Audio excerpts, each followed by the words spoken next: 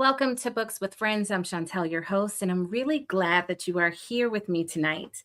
It feels especially fitting to be kicking off the second season of Books with Friends during the centennial celebration of Black History Month with none other than Octavia Butler's Parable of the Talents. And I'm especially excited to be joined with my dear friend Stefani Roth to dig into this work. We last season, our first season, we discussed Parable of the Sower. And so after that, we were pretty geared up to continue the journey and to read Parable of the Talents together. And so you all, we get to have a conversation about just that. One of the things that I've come to believe is that reading literature is not just about reading, but it's really about thinking with a book. Books, the best of them, they help us to realize and to examine ourselves, our communities, our beliefs, and the systems and structures that govern our world. And I think that that's what's really precious about them. And Books with Friends, this space, is a small literary salon where we get to sit inside books with one another and have really deep conversations that stretches our thinking and allows us to imagine our world present and our world past and our world future. And one of the questions that I want us to keep sitting with as we go through books with one another is, what does this book help me to see about what it means to be human right now in this time and space? So again, tonight, I'm so excited to be turning our attention to Octavia Butler's Parable of the Talents, to be sitting with Stefani, a great friend and a great conversationalist and a really great thinker. So I'm excited to hear her thoughts about this work.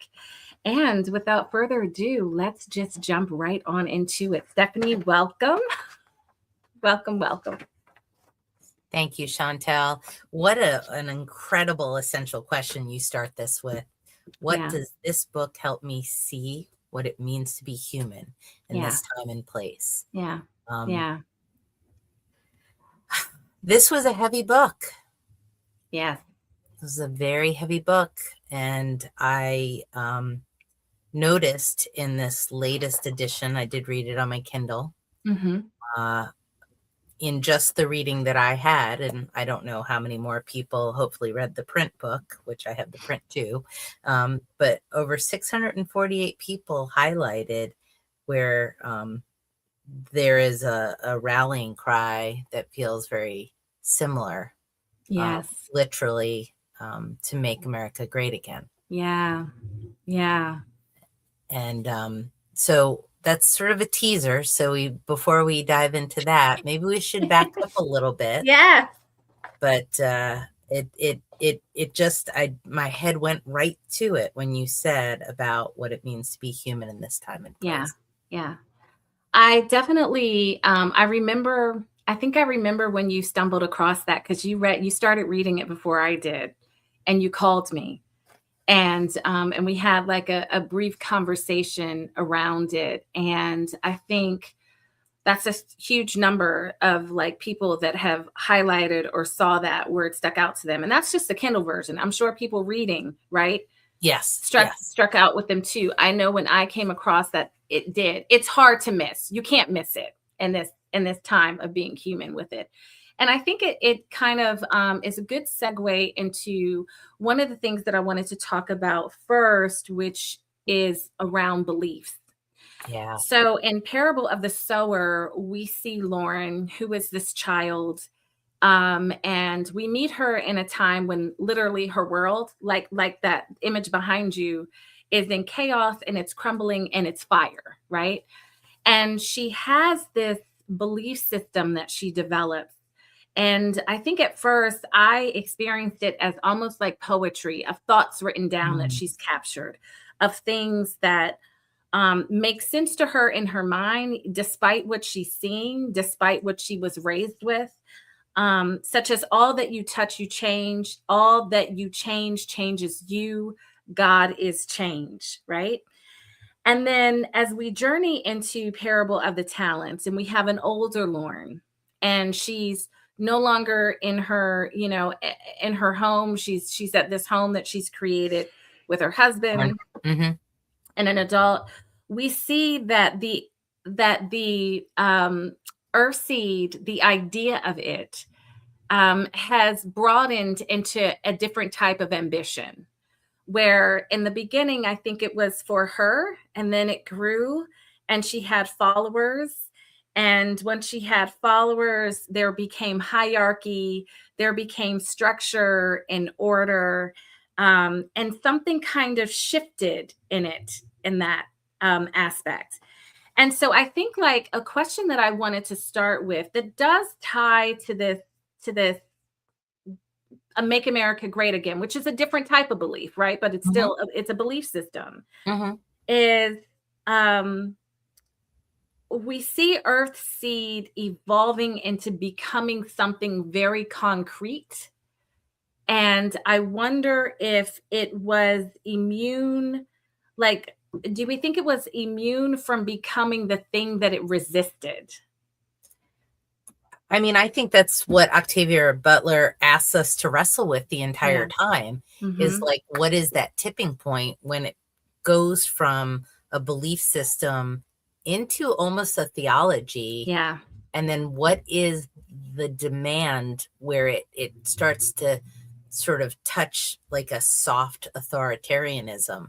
Because in order to get more people to align to the belief system, they have to believe. Now, obviously, she wasn't doing it with the kind of like uh, religious intolerance that you hear, Right. like Jared, the leader of the newest party, do, where there are fear tactics and Mm-hmm. things of that nature. But there is a sense of which what I do think she was different. I'm sorry, I'm shifting a little bit because No, I think yeah. what the place where she didn't shift yet was she said, "You are welcome to be Yes. here, Yes. even if you do not believe, Yes. even if this is not what you will adopt. However, I do insist that you engage with it." Mhm. And that's different than, sort of you're on the bus, you're off the bus, or you Right. must comply. And holding that space in the middle is, as a world, as a country, as a universe, is what we don't Mhm. do very well. We Right. we we fly, and maybe that's it. Maybe that's that space, that middle ground that we don't seem to be able to take root in, that allows for the differentiator between what becomes soft authoritarianism on Mhm. either end of the spectrum of beliefs. Right.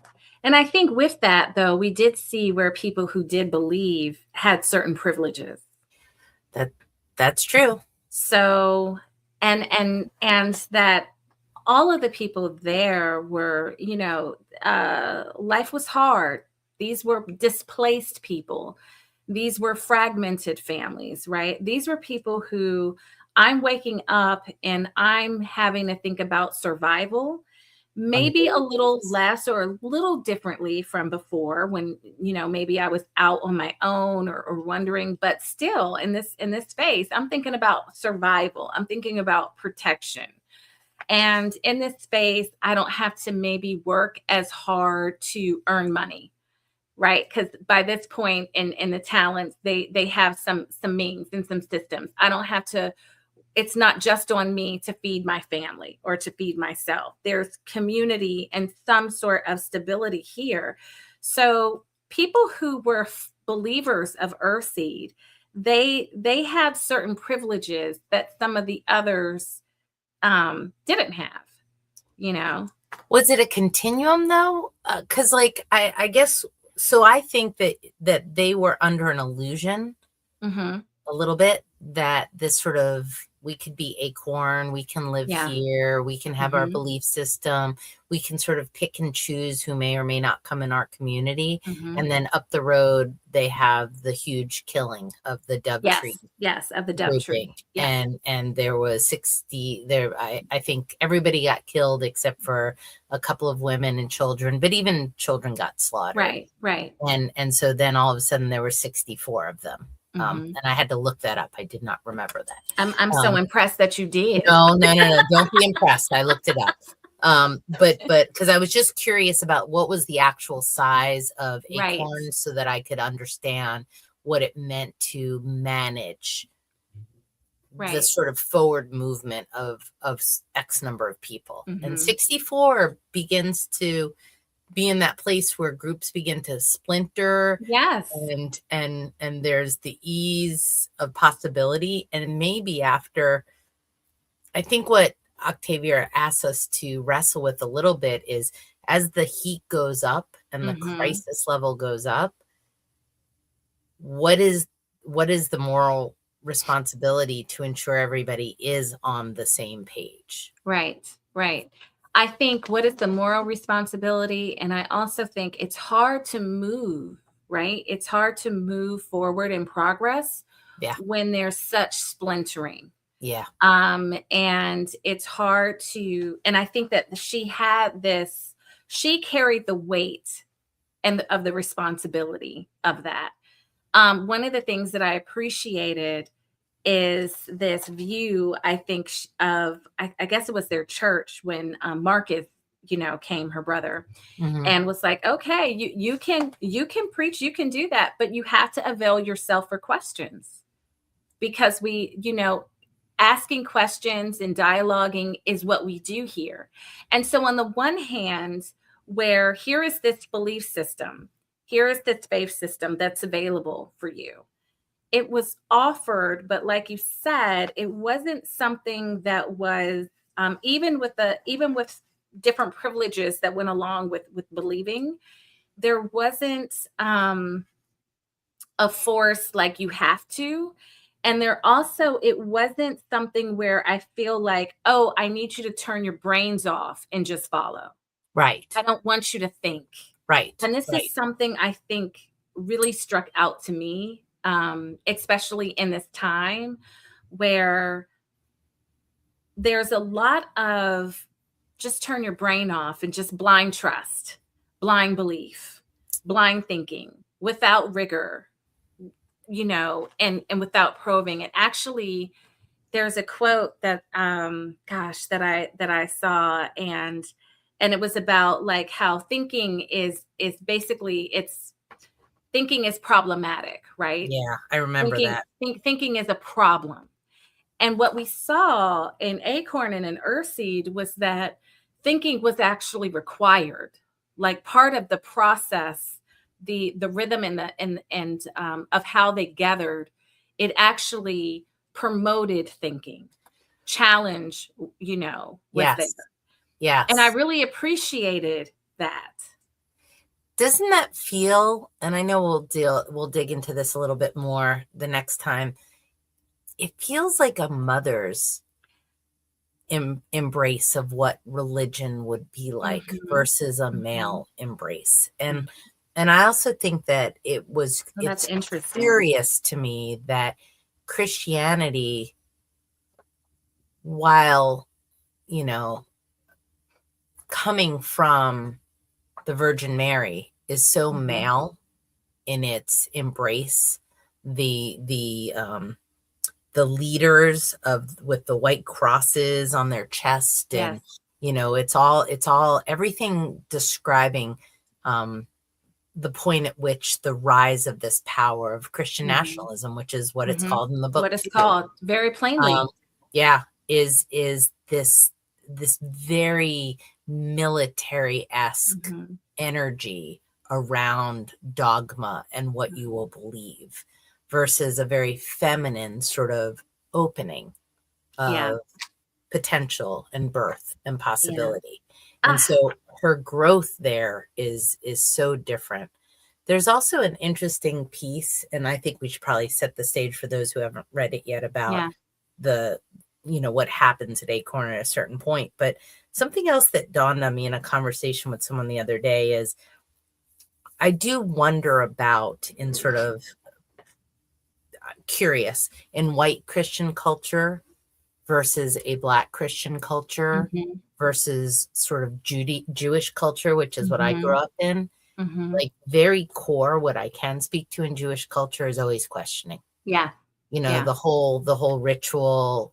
around many of the Jewish holidays is around the four questions, Mm-hmm. or this notion, even in books that aren't supposed to be necessarily rooted in religion but are about Judaism, like Elie Wiesel. It's always about like, why hast not always, but why hast thou forsaken me? Like that Right. ability to question so deeply God or whys that Mm-hmm. are what we're supposed to blindly believe. But it's not part of my culture to blindly accept without, some would say, a Right. rabid questioning, but Right. questioning nonetheless.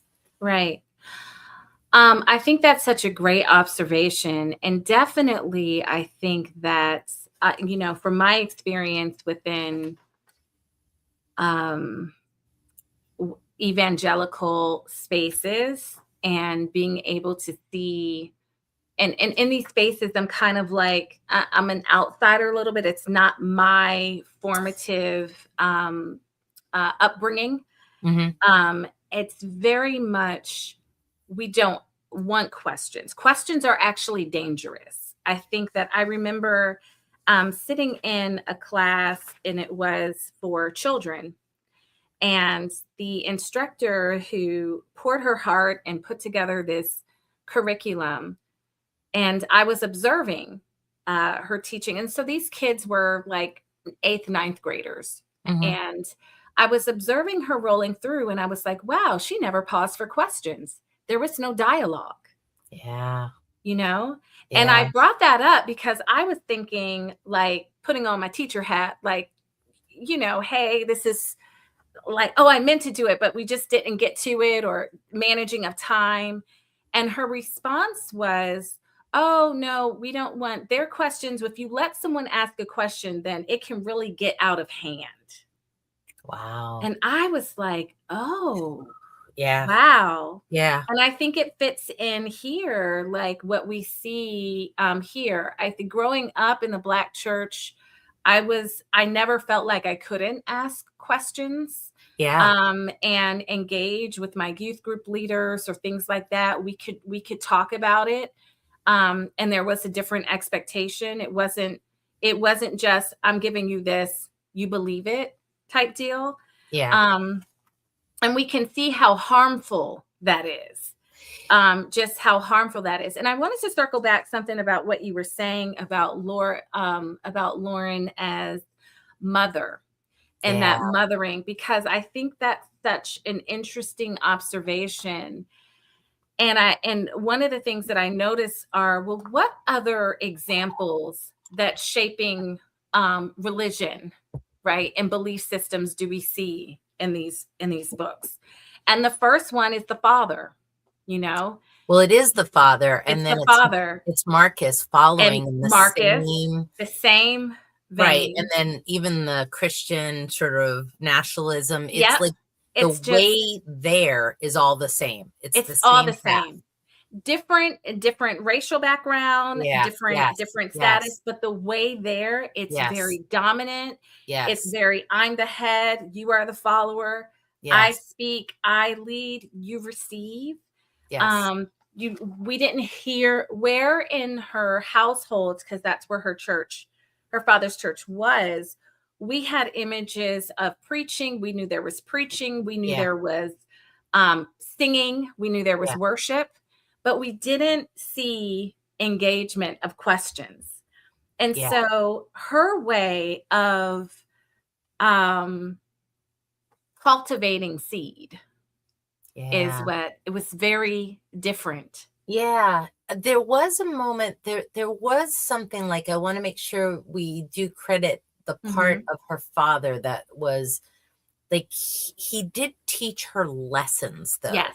Like, Yes. and I think that's probably the choice of the weaving of parables, because there Yes. were stories throughout. And I love how this book opens, where, because it opens and closes on Yeah. the same parable, Mhm. which is about what you do with what talents you You have, have. Yes. and whether you squander it or make use of it, and Mhm. that is the value there. But I do remember, correct me if I'm wrong, but I remember even in the first book, like, they would go out to do something and he was sharp Absolutely. with her, and be Yes. like, no, don't do that. And afterwards he would explain, you have to let people come Yes. to it. You have to Yes. let, so there was like Yes. moments, because Yeah. her mother, who died young, so she didn't have a relationship with her, she was left in the care of a woman who never really embraced her as her Mhm. daughter, Mhm. truly, Mhm. because it was a second marriage. And so she had to become a mother even Right. before she was a mother. Exactly. I think you're absolutely right. I think her father instilled in her, I think her father saw her intellect and engaged her intellect. And he Yeah. also was a dad who was like, I need you to make it. I Yeah. need you to survive. Yeah. I'm sewing in some life skills to you.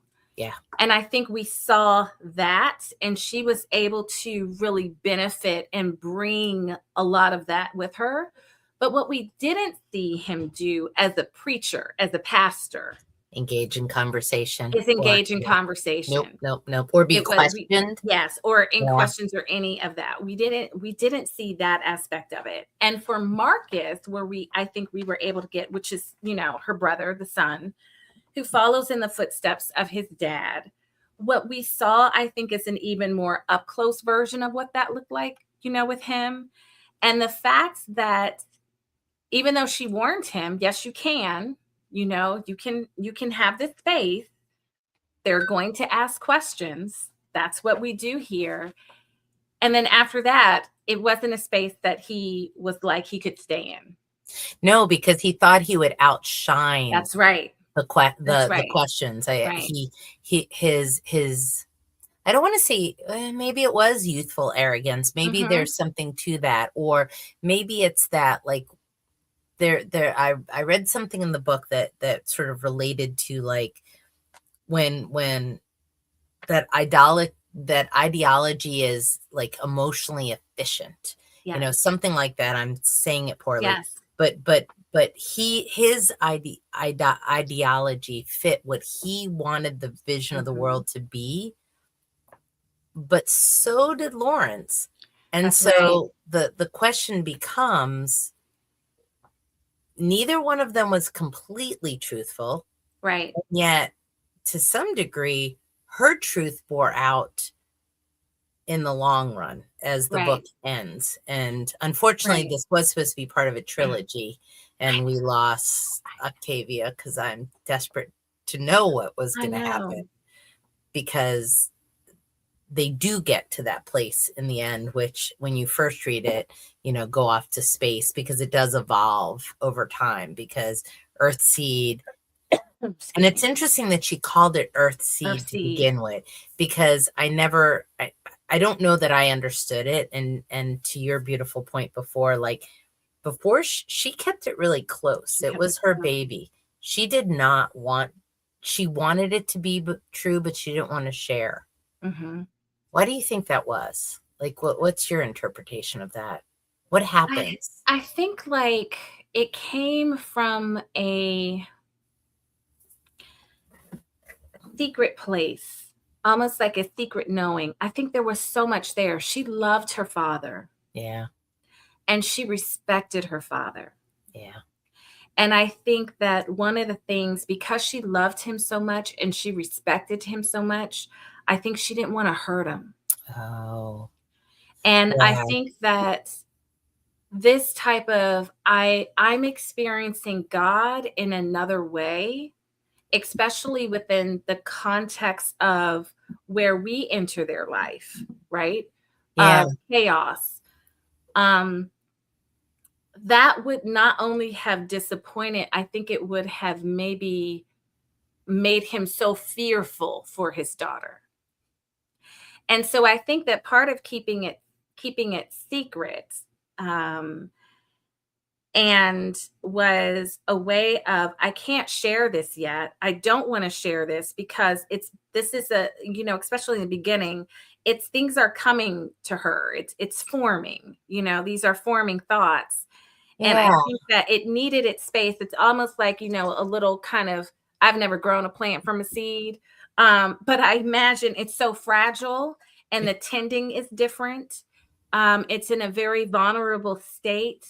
if you're like me and you haven't done it, which she had never done this before, you're like, can I do this? Can it work? Is it gonna, all of these kind of questions. Yeah. And I think that she knew I don't have anyone around me right now that can help fan the flame of this right now.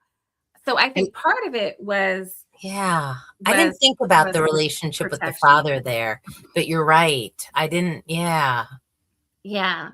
And I think that she was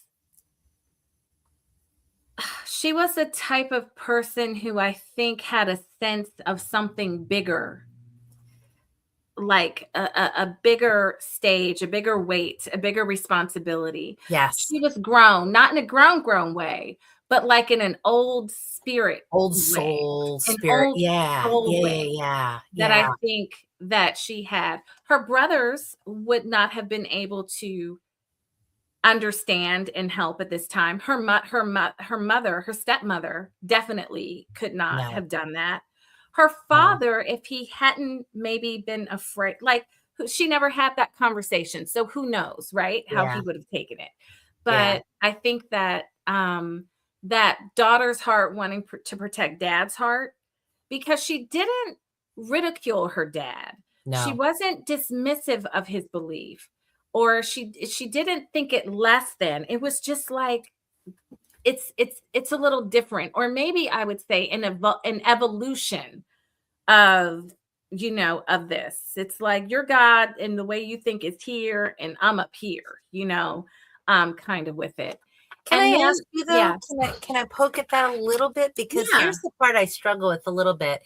I kept flip-flopping about whether or not Earthseed actually is a god, or whether it is a religion, or hmm whether it's a way of life. hmm yeah, Because what she yeah, was asking people, because they would poke and probe and push, hmm but ultimately she was saying it is your responsibility to take care of yourself and yeah, others.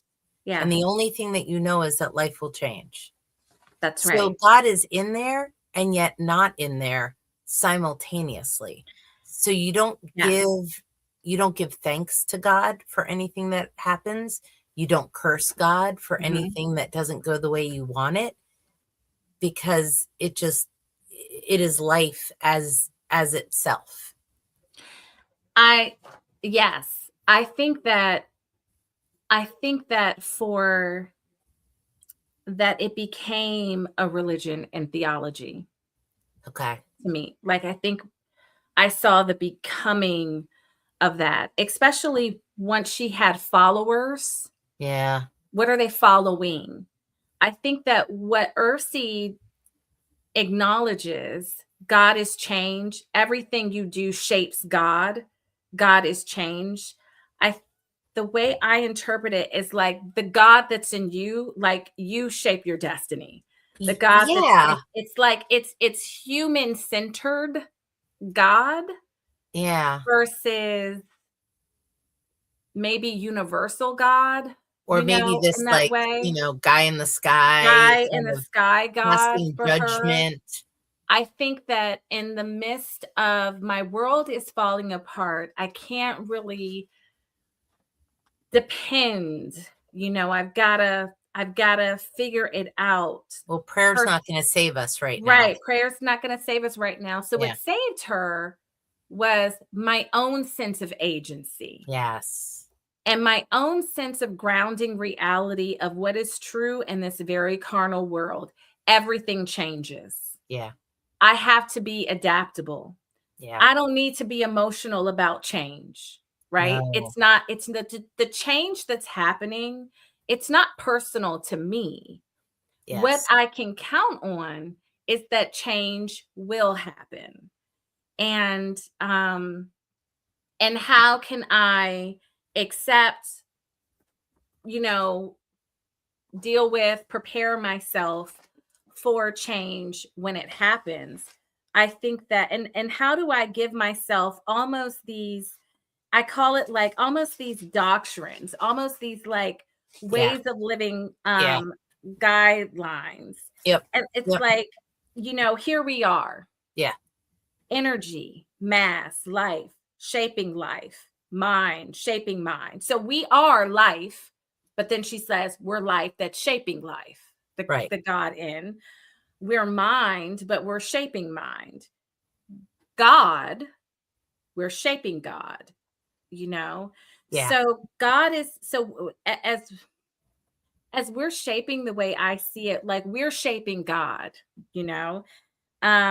Consider we are born not with purpose, but with potential. And when I was thinking, well, what is the I love potential? The that. potential is to shape God.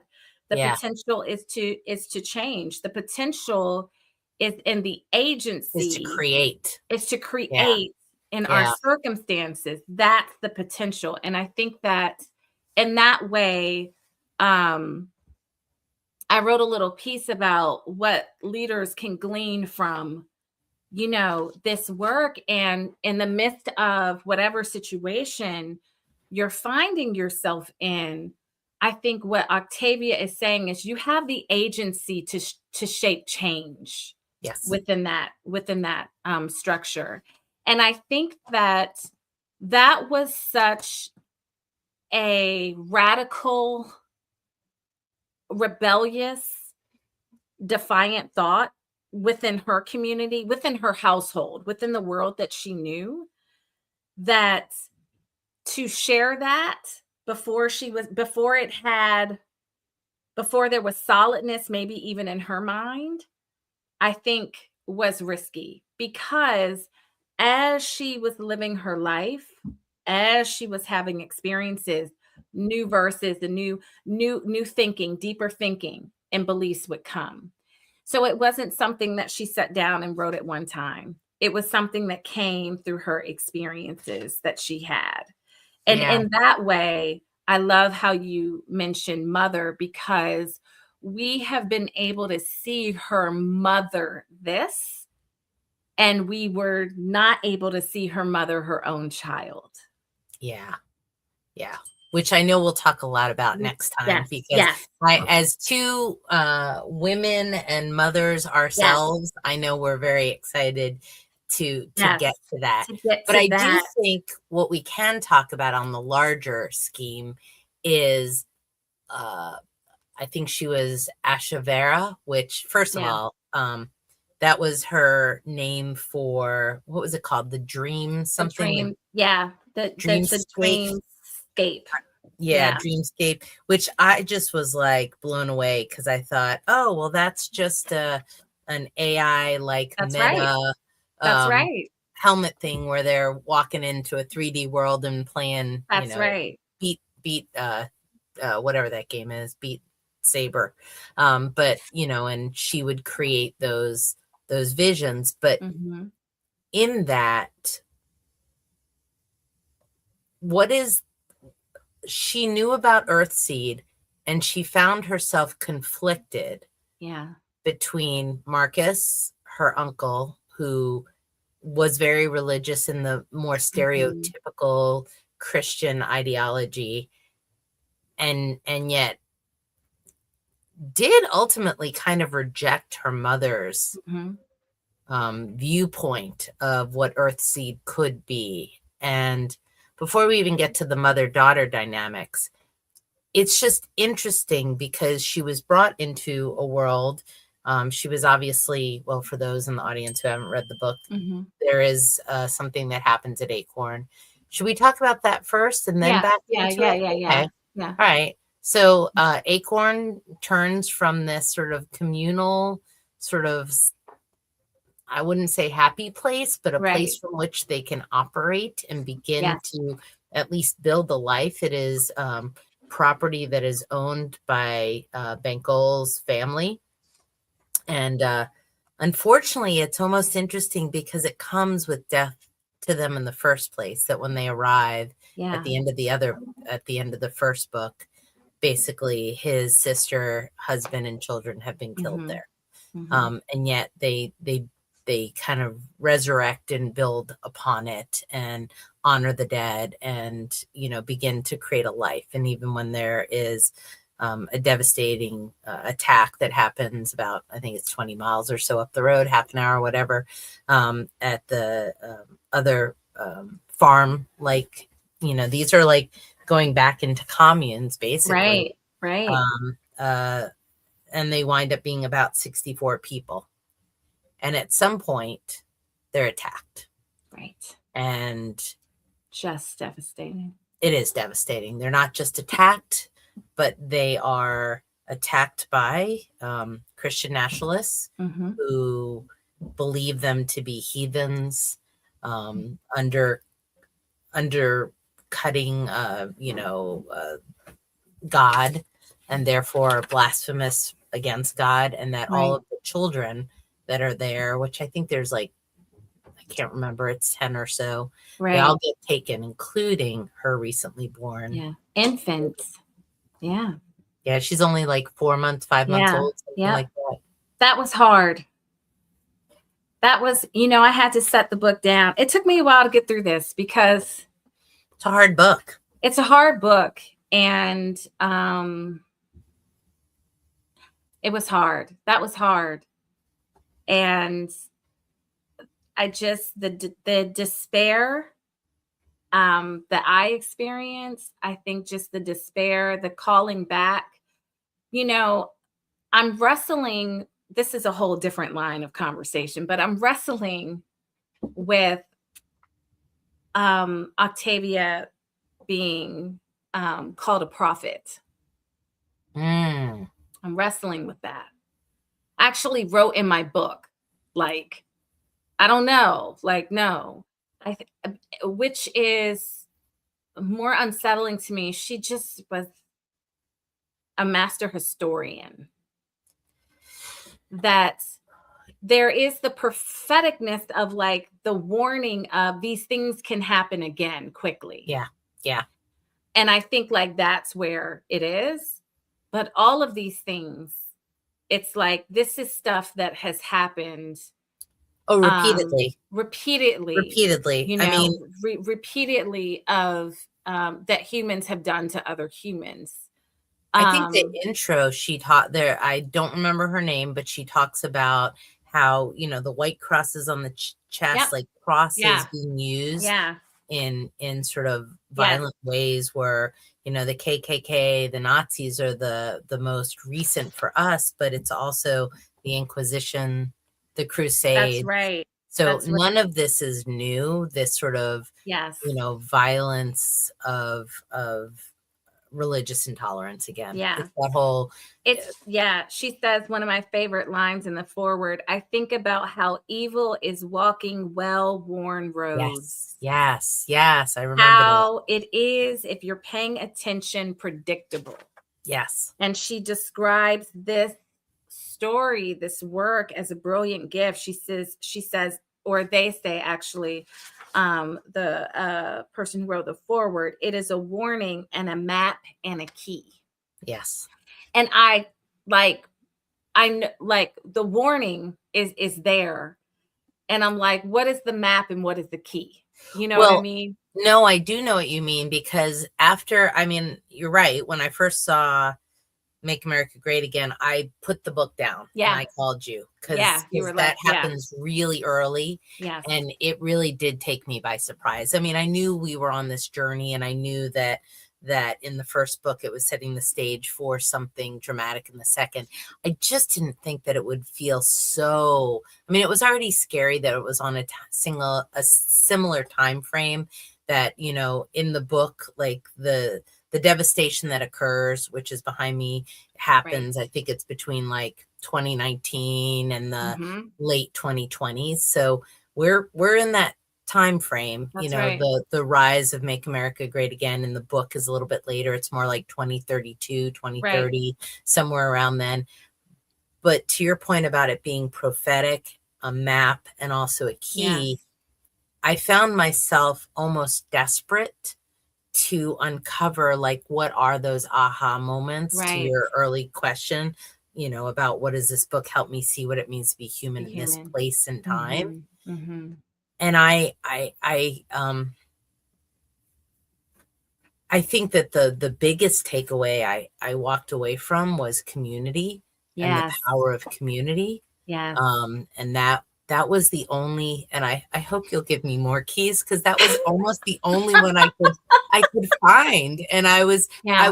desperate to uncover, like, what are we going to be able to do to save ourselves from Yes. this, like, violence and us Yeah. and them, and this sort of cycle of Mm-hmm. anger and struggle and power and dominance, that it feels so unnecessary. Mm-hmm. And so one of the things I loved that Akwaeke Imizi, who's another brilliant writer. I have her book, one of her books somewhere on my shelf. Here it is. I'm like, and she is a student of Octavia Butler. And this book I read, Freshwater, Mm-hmm. and or they are. And one of the things that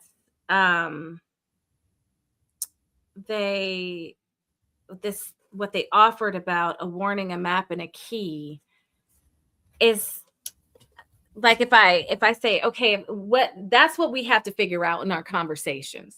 I think that's the assignment.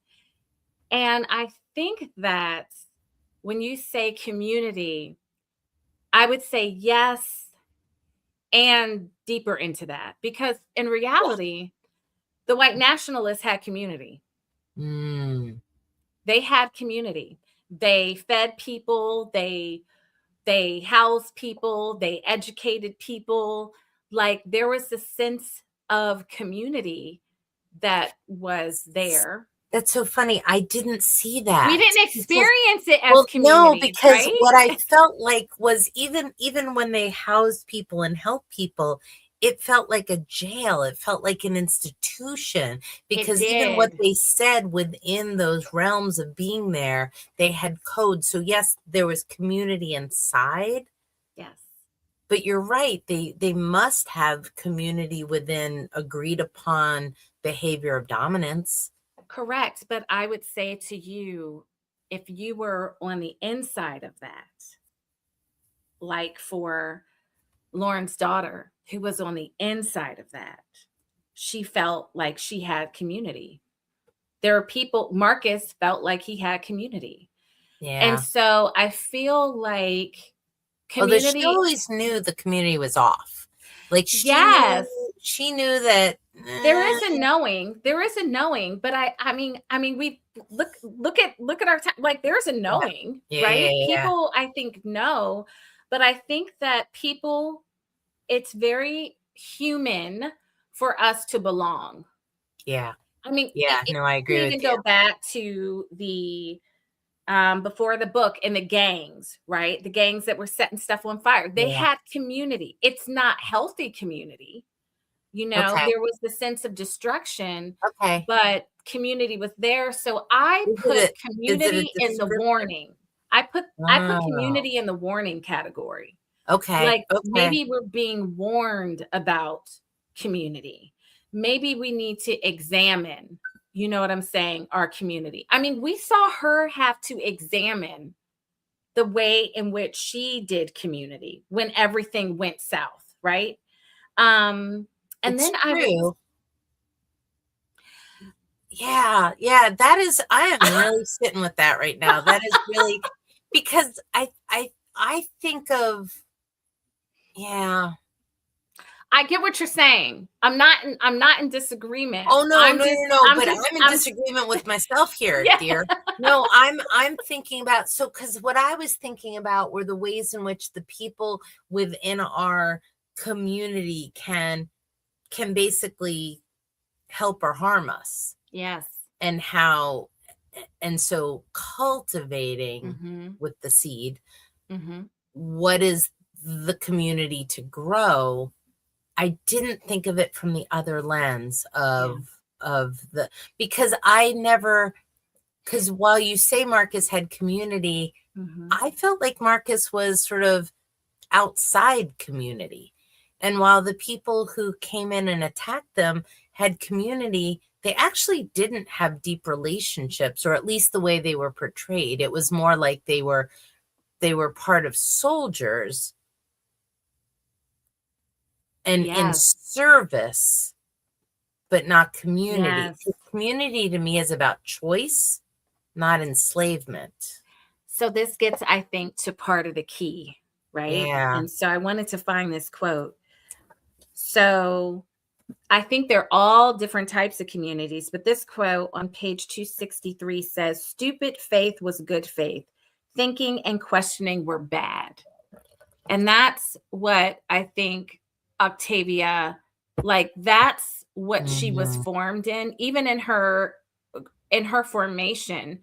I don't know if she felt like she had the space to really question, Well, and she have didn't. that Look at her back and forth, friend. which she didn't. And Yeah. so, but they had community. So I think when we have, like, if you say, well, what is the definition of community? There's shared values, there's shared interests, there is a sense of knowing and a foreness.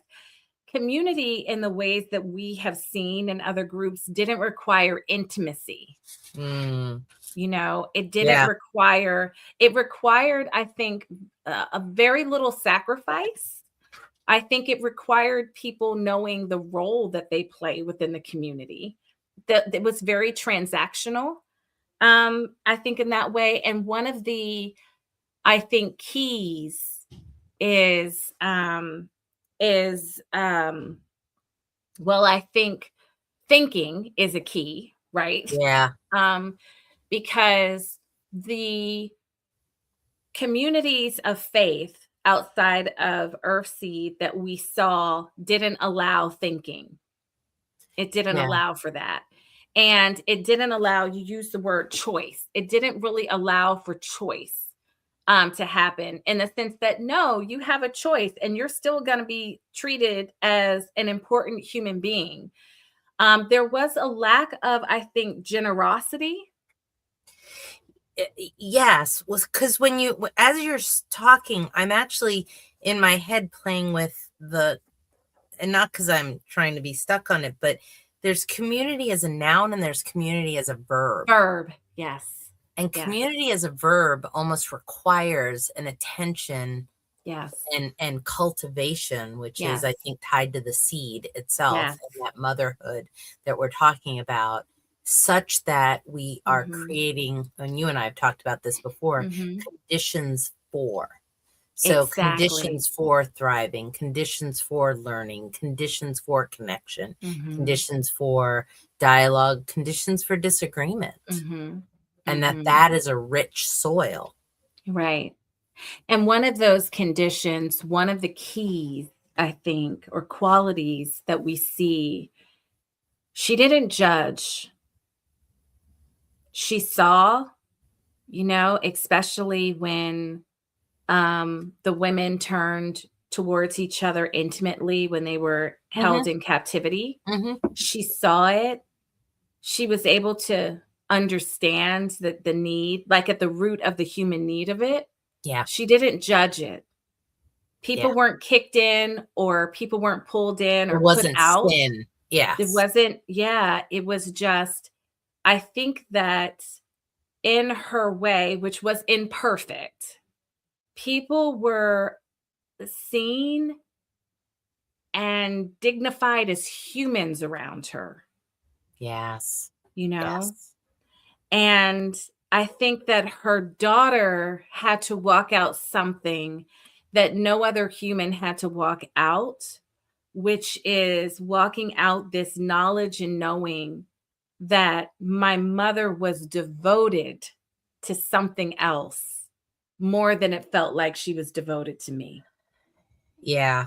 There's a And lot. there's a lot. I There's a cannot wait to lot. unpack Yes. that part. I really There's a can't. lot. There's a lot. Can I ask There's you a lot though? there. Yeah. I love the fact that you brought up the way in which she describes the women turning to each other Mhm. in a need for compassion, Yeah. and that her concept of earthseed, something it didn't have was a concept of sin. Right. Right. But what is very core to a lot of other Mm-hmm. religions It's is sin. this concept of very Yeah. stark right and wrong. Yeah. Very stark. Yes. And that lack of guardrails Mm-hmm. around Mm-hmm. human behavior of what is right is wrong Mm-hmm. seems to be threatening to the Marcus, Yeah. the people who were Ashavira's parents, adopted parents. Gosh. Just didn't like those people. Well, no, I mean they're the Harry Oh. Potter aunt and uncle, you know. Yes. At least she wasn't in a closet under the stairs. But yes, there was and I guess that's why I don't see it as community. Just to loop that back because true community is and so let's go back to maybe it's not the word community, but it is the belonging you talk Yes. about, because it comes with an embrace or a value or we've talked about this before, assumption of everyone having wisdom to impart or Yes. value to bear or bring to that relationship. Yes. I'm going to read, I've looked up this word community. It says a group of people who share something in common, such as location, identity, interests, values, or expressions, and who feel a sense of connection or belonging to one another. I don't think that so I think that what you're speaking to is the quality. So you Yes. as a reader was like, "Oh, I do not identify that as a community."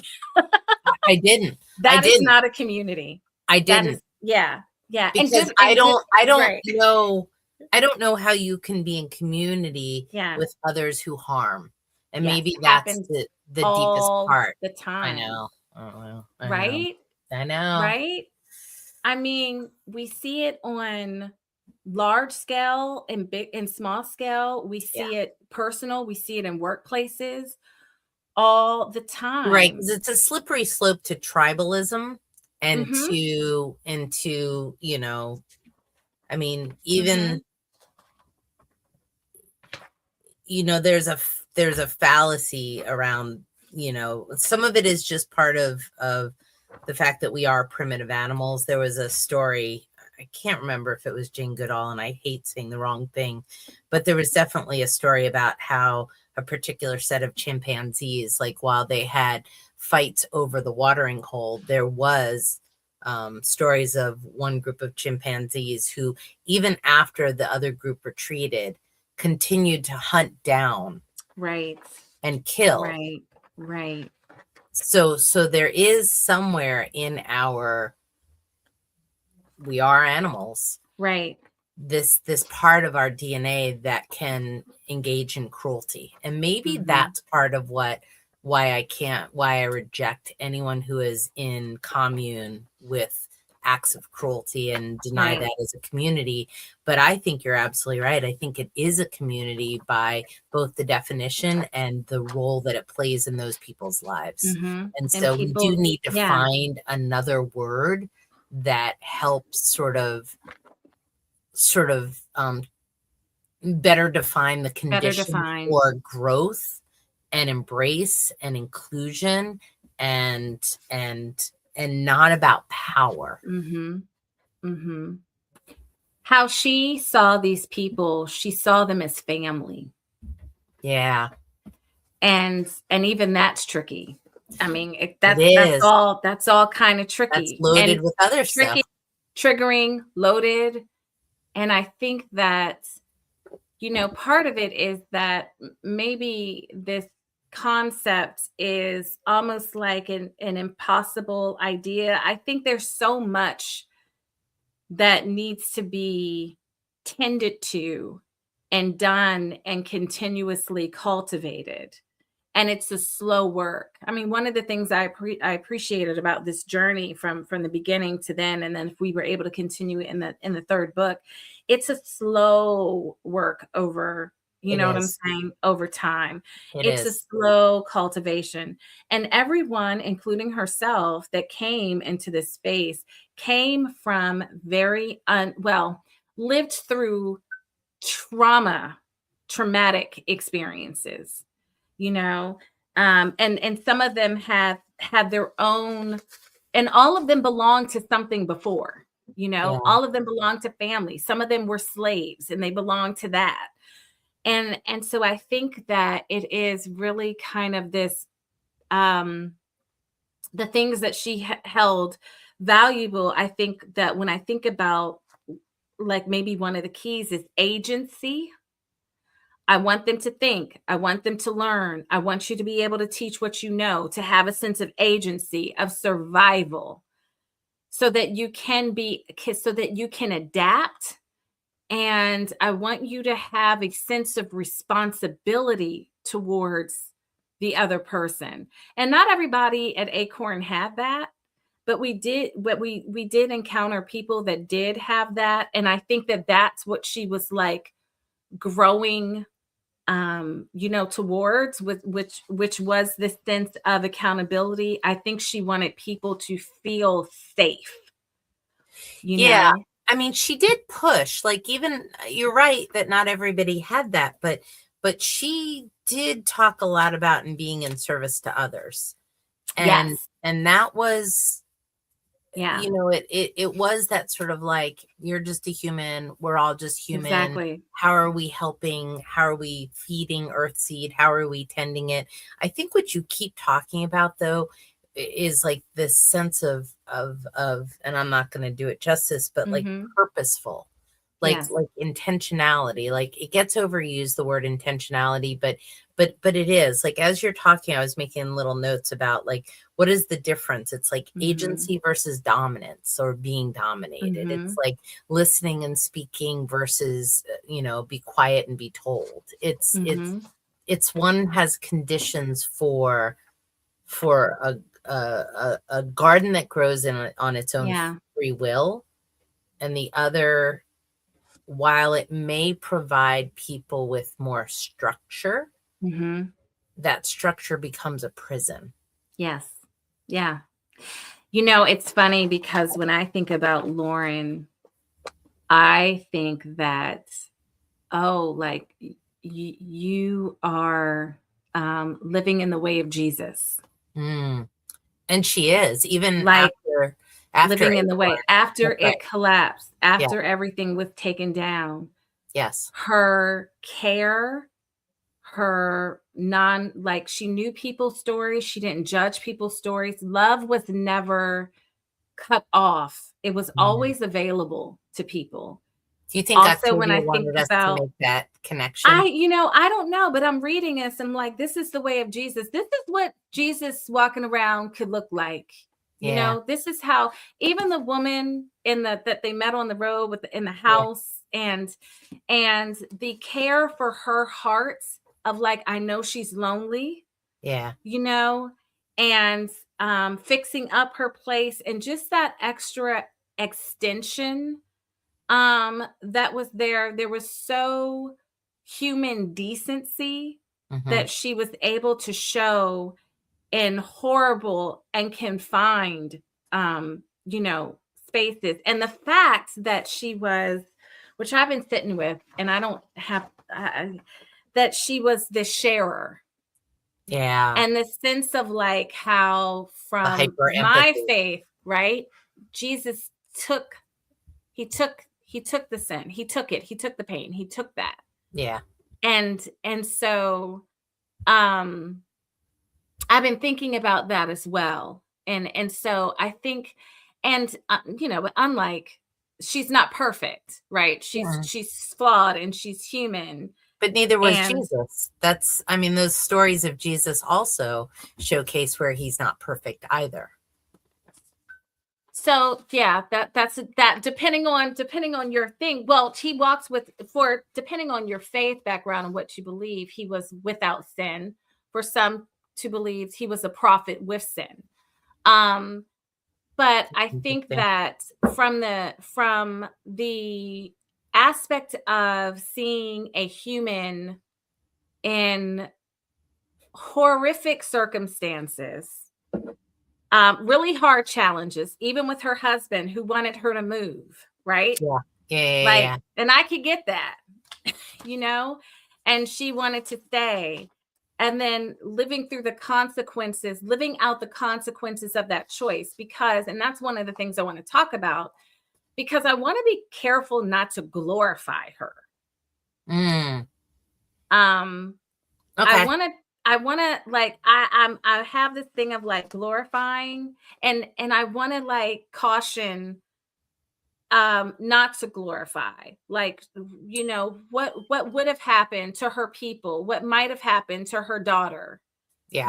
to her husband, had they, Had they left? Had they gone moved, to the and other where town? was the Yeah. ego Yeah. anywhere in it to hold on to this and to build it in the way that she built it. There's so much. Well, was it Oh my ego? goodness. No, I think that's brilliant. But was it ego? Like, so I don't know what drives people sometimes to do what Yeah. they do. Yeah. And I would love to circle back at some point to the defining aspects that makes her or makes her not closer to a Jesus figure. I think that's I think that's, yes. fascinating. And Okay, so we have that. We have that on the list. okay, Go all ahead. right. But what I do find fascinating is like what makes sometimes, yeah, I mean, we hear it all the time, like, nevertheless she persisted, Mhm. like Mhm. to, you know, no one changes, and similar to Earthseed, she sought to change. Yes. And Yes. you can't do that without the friction Yes. against where other people want to walk away from the friction. And I know I'm not Yes. saying a lot there, except to No, say, you like, are. I don't know that she could have not, like, I don't know that she could have left, because it would have been giving up Earthseed, actually. Correct. And I think that that's part of, especially as her daughter, which we'll talk Yes. about next time, Yeah. is sitting reading all of this. Yeah.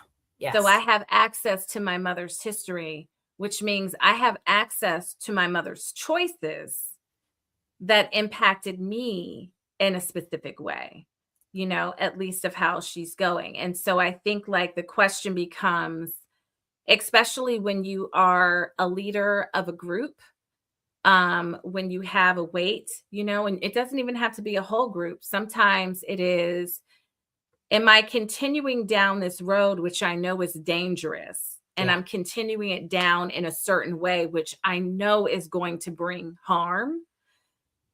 Or do I pivot?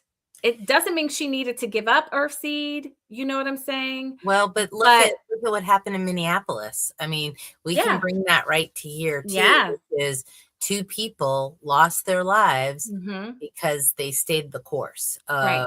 Right. of friction, because without Hmm. friction, there won't be enough eyeballs. I mean, Right. I will never forget watching a documentary on Tiananmen Square, and there was discussion amongst them that they knew somebody had to die for it to get the kind of attention. Tension that they needed. Yeah. Yeah. Yeah, absolutely right. And I don't think I she think had that that thought process. I think she also had a little bit of I think while she was pragmatic, I think that pragmatic side of her sometimes let her believe that they could easily navigate something that was as that they couldn't. devastating Yeah. as the attack. That's what I 100% agree. I don't think that she thought that was a possibility for them. No, no. I Not think in there was that an way. arrogance there, that Yeah, they knew there was an better, that arrogance. they Yes. had thought through all the things, and they had Yes. their way to run up through the woods, and Yes. they had their, the barrier secured, and Mhm. yeah, there was an Mhm. arrogance that, and actually just a softness that happens when we're lulled into safety for too long. And Yeah. that's part of what we're all going through right now. Yes. We've been lulled into safety for way For too too long. long. For And too long. I am super soft and will probably die in the if we move into really Right. like scary places Yeah. really quickly, because not many of us are. All right, my theory is humans are dumb. We've learned to think but turn off common sense, logic, and Mm, critical thinking for what we believe in the most: love, lust, hate, religions, pride, fear. Yeah, I yeah. I agree. Yeah. I I agree. love that. We've learned to think but have turned off common sense. Yeah. Yeah. Yeah. I And is love it that. because we're so, I mean, I think that we are in a, I mean, Mhm. there are aspects of this book that are fascinating to me because it required them to start over, Mhm. to live off the land again, to not be dominated by technology, Yes. to have to be in connection, family, Mhm. belonging in order to get through this world, to learn to think about how other people, even thinking about how might I, you could think of her as being manipulative because she Right. knew how to approach people and to get to the place that was softer or smart Right. or hyper empathetic or using her talents, of which that was one Exactly. of them. And basically she was persuasive and charismatic and was able to Yes. get people to leave her, and that was part of her talent. But she was also bullheaded, Yeah. which you have to be a kind of that. And Yeah. I was really, she'll talk about with the daughter, was like, where was that persuasiveness with your daughter? Where was Yeah. the wooingness? I Well, she think didn't have it with her brother either, though. no, So those no. people that were close enough to Yeah, actually cause a vulnerability, yeah. She didn't she have was that. harder. She was harder with Benkel Yes, she than she was. was with other people. She was Yeah. more, Because I think that they would present a challenge yeah, that other people wouldn't. Her brother was like, "I'm not just blind following you," yeah, you know? yeah. Then I knew Coley where was we like, grew up. I knew what "I'm our not father just wanted. doing Yeah, that." Her yeah. daughter was, "I'm not just doing that." So that's why I'm like, Mm, I want to also kind of read and be able to kind of look at her and look at this and spend some time looking at that over there as well. So what Um about charisma? Because you said it. mhm. What about Mhm. charisma do you think attracts followers and Mhm. enemies at the Oh, same both. time? And what what Yeah. what is the key there? What is the lesson? Because outside of putting it in front of us, like this is just what happens, I don't I don't know that I know how one navigates that. So if you are trying to move the world for better, Mhm. it seems like that comes with it. There's no, Absolutely. I mean, I think you have to have I think that leaders, world shapers, you have to have a sense of charisma. You have to have a sense of confidence that I can walk into a room and I can attract people and I can persuade them to my cause or to my thing. It doesn't and depending on who you are, what your mission is or your values, and what you want will determine who you're trying to attract, right? I have been watching this America's Top Model show documentary because Kyrie says, my husband, that I need to know what's going on in the culture. mm, So I'm like, okay, fine, I'll watch it. And I haven't learned anything new than when I thought about it when it came on years before. There is a lot of charisma, with that. I think that Tyra had, and I think that there was the draw or the look for people in that circumstance that were very vulnerable, that had low self-esteem, yeah, and in certain ways that was used in a negative way. But you yeah, also have examples of when it's used in a positive way. I think people who have that level of charisma, Trump is a very charismatic yeah, character, you yep, know? yep. And so I think, like, what does it look like to steward that gift well?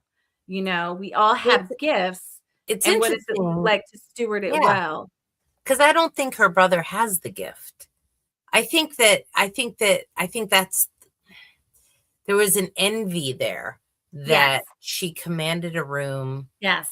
she commanded a space. Yes. You and I've had this conversation on Mhm. other in other Mhm. ways, without as much effort, Right. and yet he desperately wanted to Mhm. command that space. I mean, even Yeah. within the Jarrett's army or whatever, it was Mhm. called in the book, he wanted to be stationed places where he was the sole attraction, Yes. and that Attraction, was because his he needed flock. that.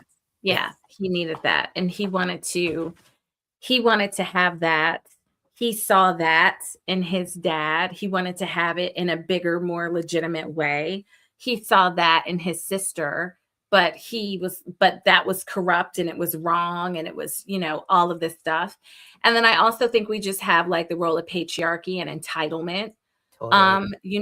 that was there. And part of his gift was his looks, and his beauty that people were drawn to. The other thing too, I believed, which is the thing, it's like it's the water that runs under that people don't see, the deep thing Yeah, is that she knows his story in a way that strangers don't. And there's that aspect of when you were a slave and what that did to you and what you had to do yeah, and how you were compromised yeah, and what that shaped in you, you know, that sometimes, and he probably wasn't healed, from that.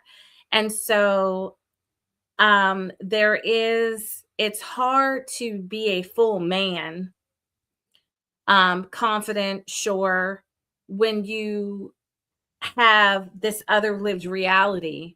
And when I'm around somebody that knows that part of me, that rescued that part of me, it's hard to maybe be around them when I just probably compartmentalize and cut it off.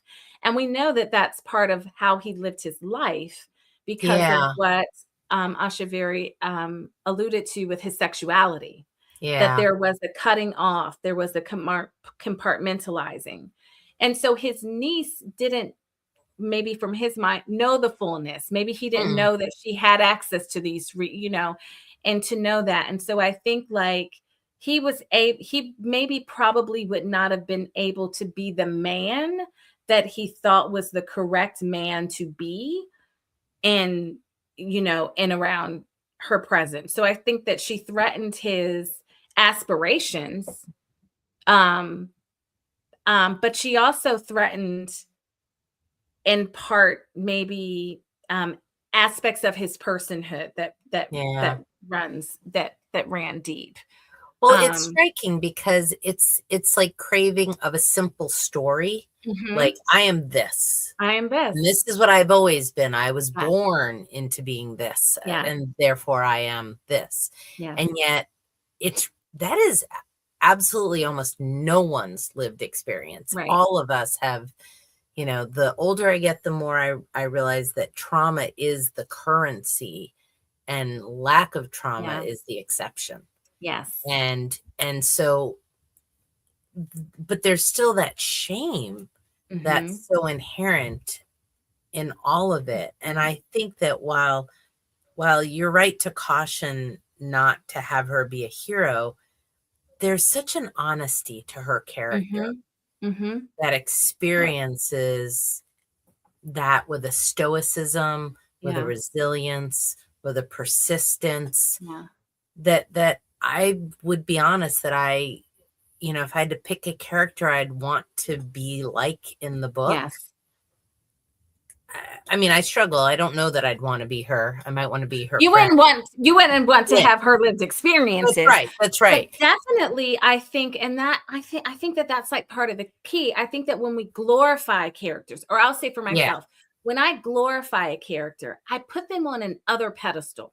yeah, It's like, wow, yeah, I would hope to be able to respond versus what Lauren did was, I think she's like, I'm with the people. I'm taking myself off this. She's like yes, teaching people how to do what I do, yes. I sharing this love that. common language. Yes, And so I think that if we are able to, and her parts of her, the messy parts of her, like think about it. She wrote her story. yeah, She was in control of her journals. yeah, She had a belief that these journals are going to be read someday, like this documentation of her life. yeah. And the way in which she documented her life showed her humanity and the fullness and the flawedness of it. And I think that um, allows her, it allows us to be able to learn questions or learn lessons in question. And I think it also allows us to be more like her in our circumstances. You did, Um, but do you think there are things that she left out because she's still a human? Like, are there yes, things that we will never like she shows a little bit like I disagreed with my husband or I yeah, struggled with this part, but like she still seems so stoic and so like even keel and able to. I mean, we both have times when other people in our lives behave in a way and we're like, yeah, "Are you kidding?" But she never yeah, does that. She's like, "Okay, I'm a little frustrated." Like it's always yeah. I this don't think that we got the outside. rant and rave. Yeah. We didn't get the rant and rave journal entries where it's just like stream of consciousness, rant and rave. I think we got the I'm intentionally writing Yeah. journal. So I'm journaling in a different way. Intentionally, I'm trying this new thing where my entries are on blah, blah, blah, blah, blah, you know, But don't you where find that's true when you journal now? Like you and I have been it's, trying to engage in a journal, and what yes. stopped me was I'm always worried about who's going to read this. Yeah, I'm not really bothered by so much who's gonna read this. I probably should be. But I and my journals are like all over. Like I don't hide them. I'm like, my family's like, oh gosh, she's gonna read from her journal again. Like I'm like, hey, Kyrie, listen, let me sit down. Let me read you this from this journal entry.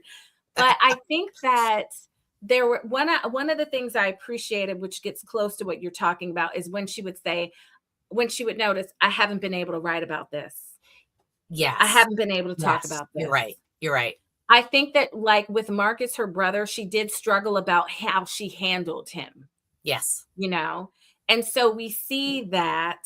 I do think, like with the woman in the house, and she was like, there's a part of her that wishes that she just could have been a man or could have just shown up because I have longings too. I'm Yeah. lonely too, but I couldn't Yep. do that. And we saw her wrestle with that a little bit.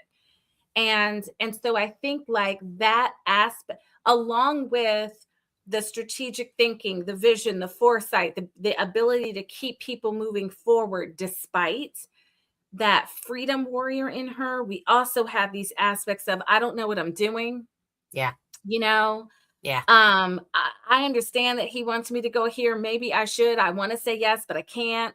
Yeah. Like that wrestling that we saw, that we were able to see. And I think like um, that's what I like. She didn't have it all together and she wasn't sure.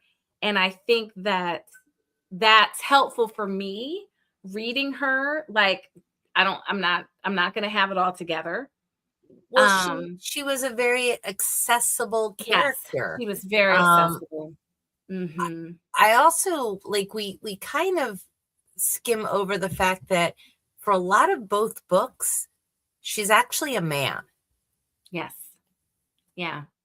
in order for her to In order move for her to move from in the place to world in place. which she's Yes. in. Yes. And that's very purposeful. And I Hmm. wonder how that even informs her relationship with her Hmm. husband, the way in which she leads anyway. Hmm. I find that I find that fascinating. But again, Yeah. it's that purposeful Hmm. maintenance. You always talk about making sure that there's the space for listening. And I Yeah. do think that she has an intentionality Hmm. around keeping the space for questioning. Yes. Yes. And I think it's like a core value Yeah. of hers. And the other thing I would say is that, and this gets back to Parable of the Talents, and I think it's one of the things that we get to walk away and sit by. No one in the cast of characters that we were exposed to and that we knew, no one was able to do what she did. Mm. Everybody, though, had a valuable part that they played, Mm-hmm.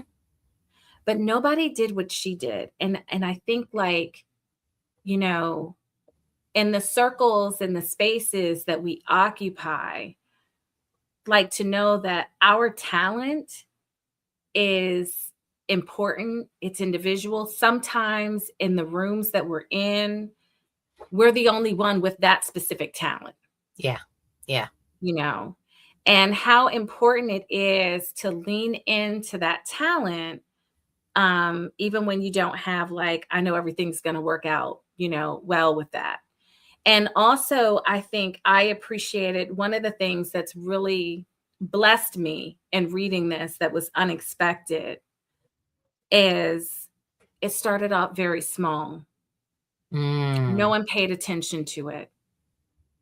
If people knew, they would have mocked it. You know what I mean? It was insignificant. It was all of these things that in our very busy, when we live in a very type A resume title world that we live in, it's Yeah. very easy. It's very hard to cultivate your passions, your desires, your callings, because it can seem insignificant. And what I appreciated, I think most, one of the things about Lauren, like as a tutor, is her faithfulness. You Yes. know, And I mean, I think it's the sort of, and it ties to Earthseed directly. I Mhm. mean, it's the be by doing, Yes, not yes, the be by we- shouting, or the that's be right. by look at me, or the That's be right. by I'm going there. It's the subtle Yeah, dedication to the pathway yeah, that you just walk every day. that's right.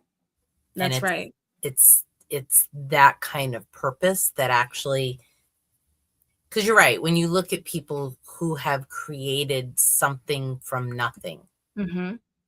it's a belief in that something Yes. that's bigger than you.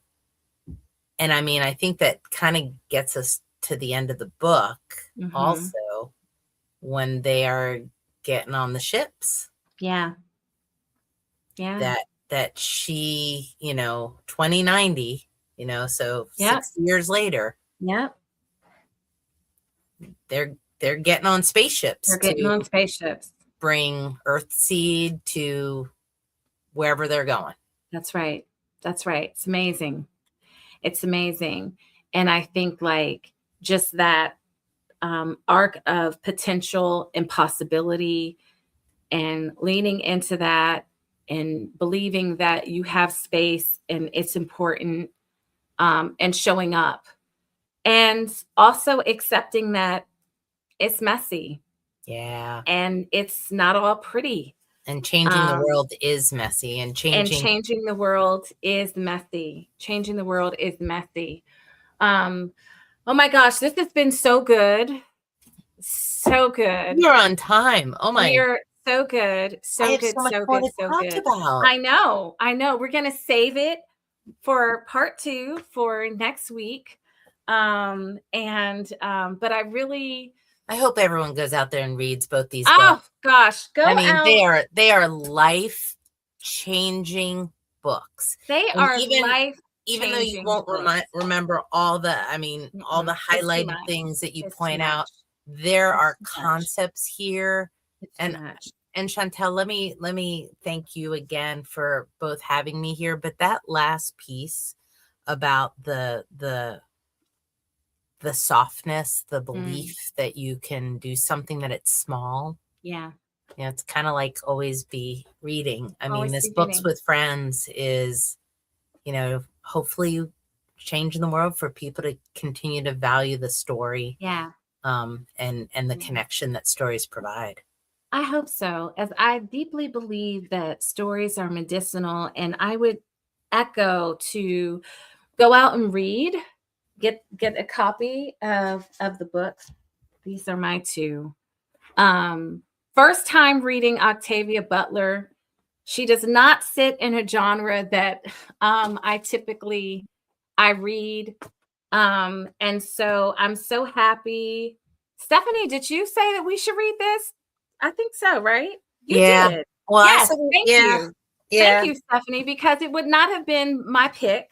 So that's why it is so important. I'm just encouraging not only to read it, but grab somebody in your life and read it with someone that you can have a conversation. Because I really think that that's my thinking has expanded because of this conversation.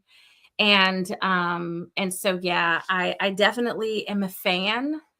But more than being a fan of the work, I do think that in these times, these books are a warning, a map, and a key.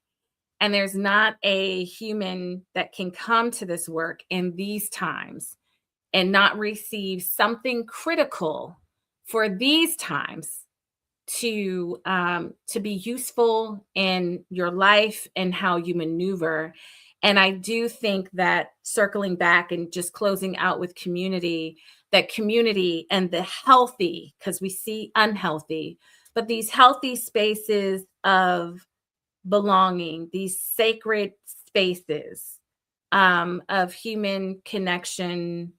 And we're going to come up with language that we are. Yeah, We're going to come up with language. By it's next an week, we'll assumption have of. some language. Well, I We'll won't have some promise language. that, but I will. What I will promise is, if there's anything to impart, and Yeah. you brought us there months and months ago, is that if we can start with this premise that everybody has value to impart, even those that disagree with us, and we can get to a place of conversation, then I don't know, maybe we'll change the world one heart at a time. Right. But That's right. Well said, Stephanie. With that, I think we'll just wrap up. So join us next Thursday for part 2 of our discussion of Parable of the Talents.